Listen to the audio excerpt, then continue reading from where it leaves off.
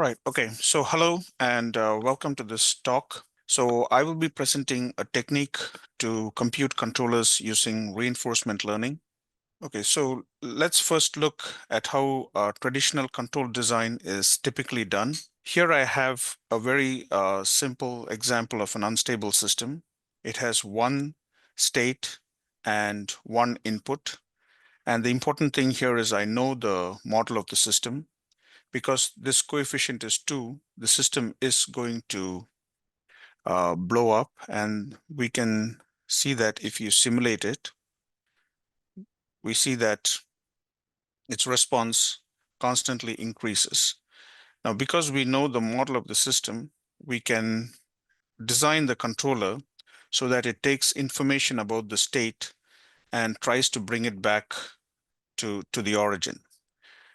So because this coefficient is 2, if I have to feedback something, and this sign is positive, I feedback something that is opposing that, and I choose a value like 1.5. So 2 minus 1.5 is 0.5. So it'll reduce the value of the state and bring it to the origin. Now this V that is over here is an exogenous input. It's usually 0, but I just used some random signal here.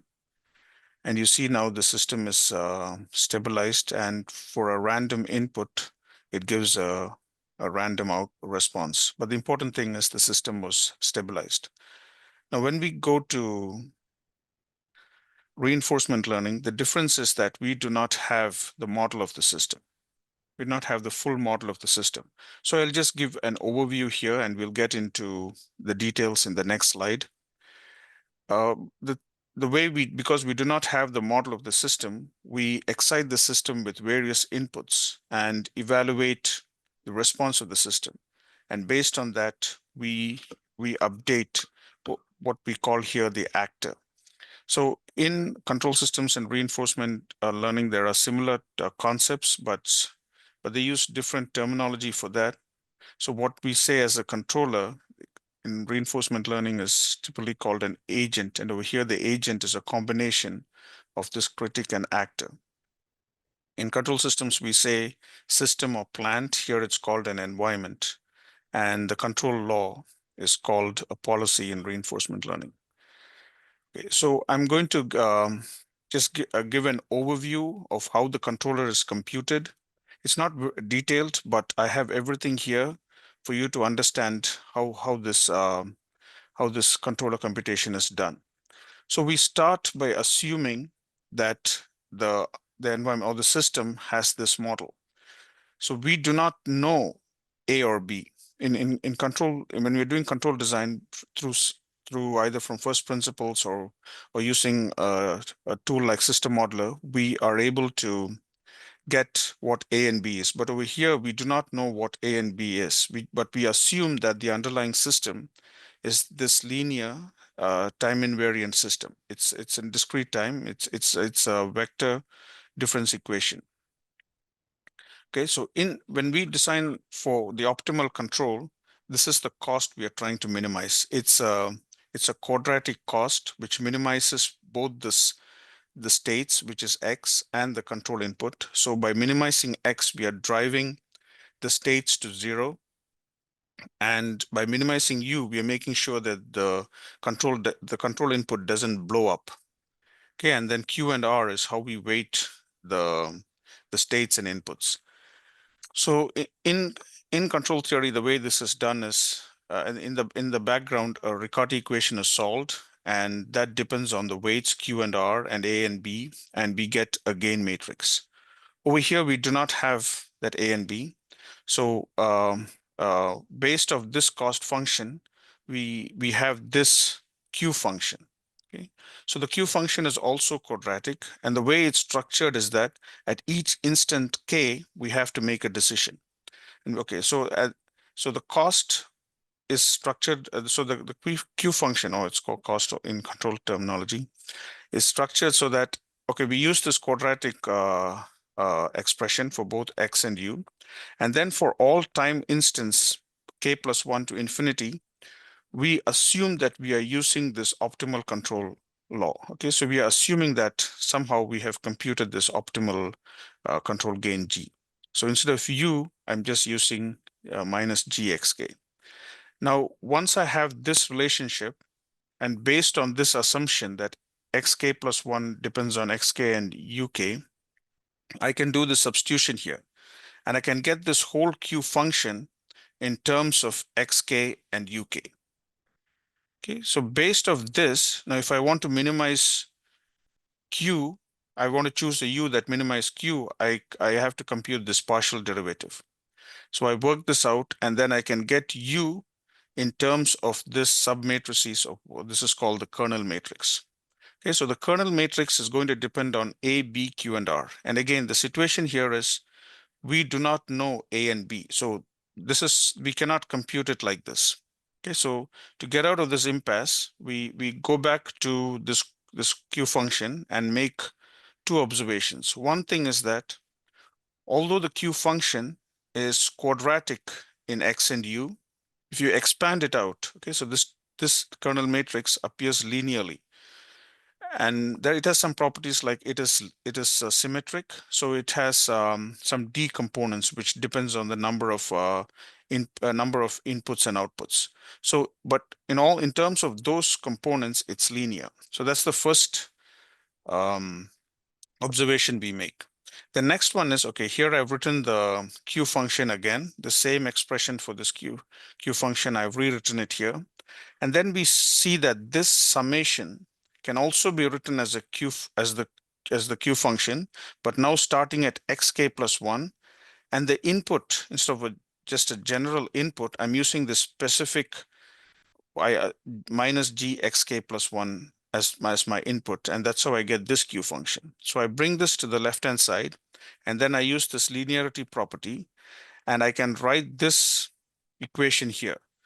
Okay, so I have a row matrix here in terms of these unknown S, and then on the right-hand side I have this quadratic cost. So this equation here is going to be the basis for the reinforcement learning controller. Okay, so let's see how that's done. So we start by assuming some value for this optimal controller. It needs to be stabilizing, but we start by so that's one of the we can call feature or drop, but you got to start with some assumption for that controller. So we start with that assumption and we excite the input, excite the system based on that input. So the system is at state xk, and we excite it with this input uk, and epsilon is a small noise, so that if it's 0, then it doesn't turn out that we don't excite the system, or to make it linearly, to make the equations linearly independent. So starting from the system starts at some state xk, and we excite it with this input, and the system then moves on to a new state xk plus 1. So I've rewritten that last equation here again. And in this equation, we see that we know xk, uk, and xk plus 1. So we know all the terms here except for this s terms.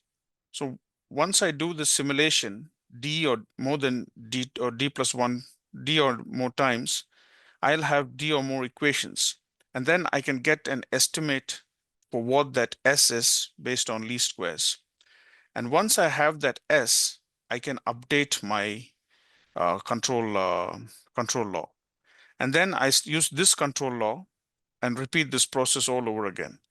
So what happens is, it's a stabilizing controller we start with.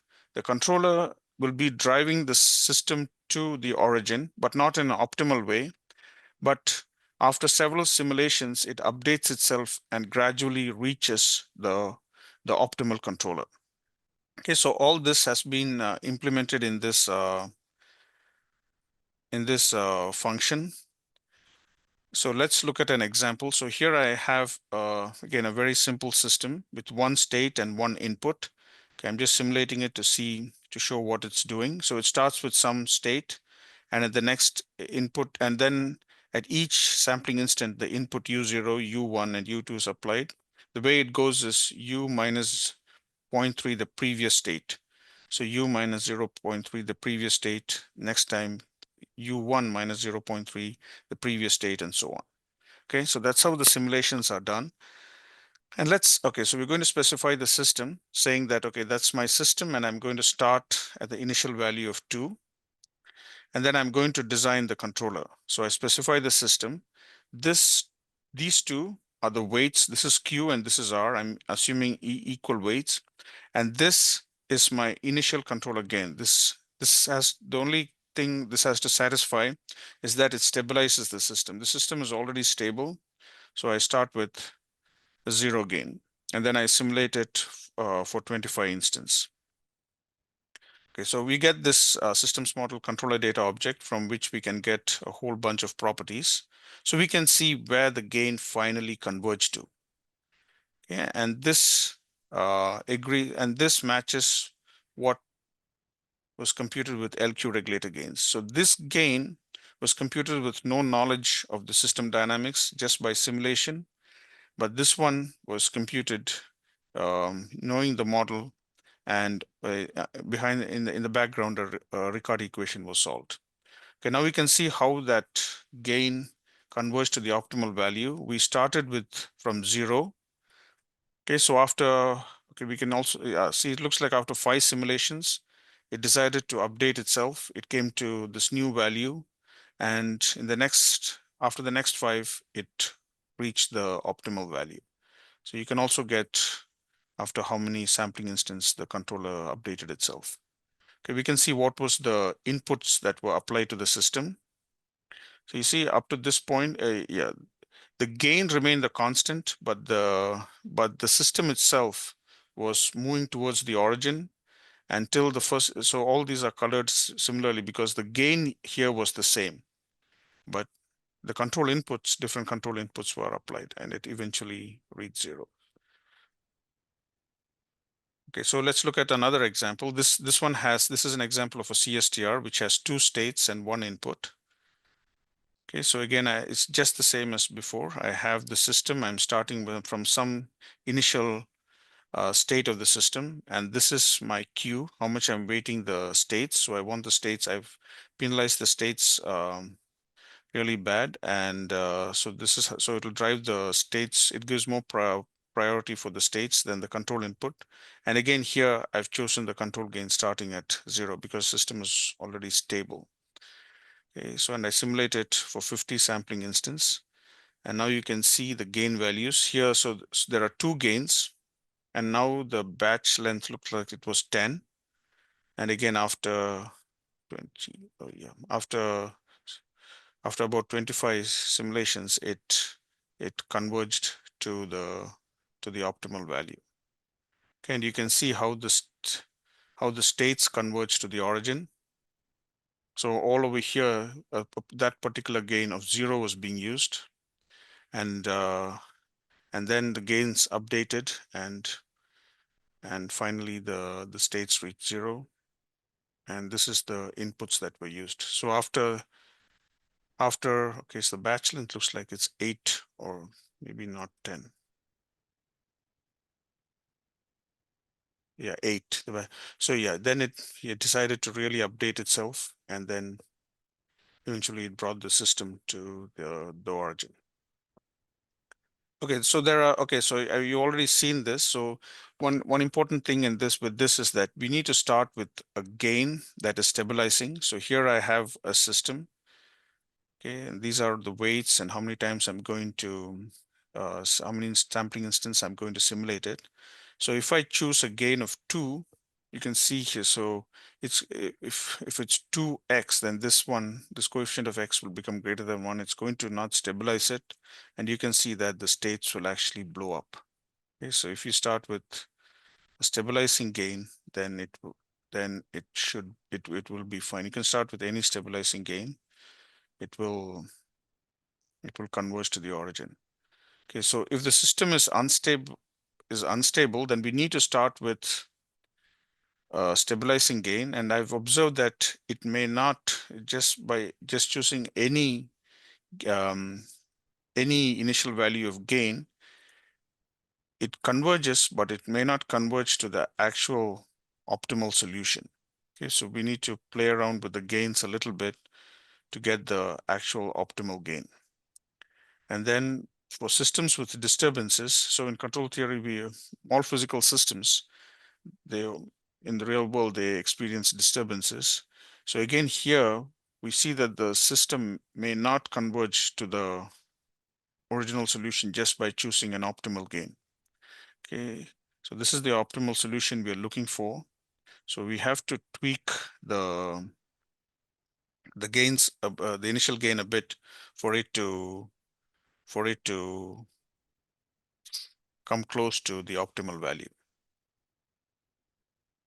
Okay.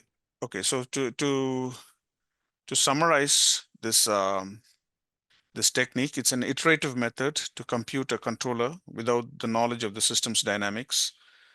The controller, it's simultaneously regulating the system, and it also is converging to the optimal gain. And I showed you some limitations. With the main thing is that you need to start with a stabilizing gain. Okay, and these are some additional resources. So there's a community post. So in this, I just showed the main points. I think that is with the main points you can understand how the controller works, but the community post goes into great detail for, with the derivation. So it explains everything step by step. It explains the structure of that kernel matrix. So you can see that entire derivation in all its with all the details. And this is the function where you can get it from. This is the function that is that computes the optimal gain based on the system's model. And this idea was taken from this paper. So with that, I will conclude my talk.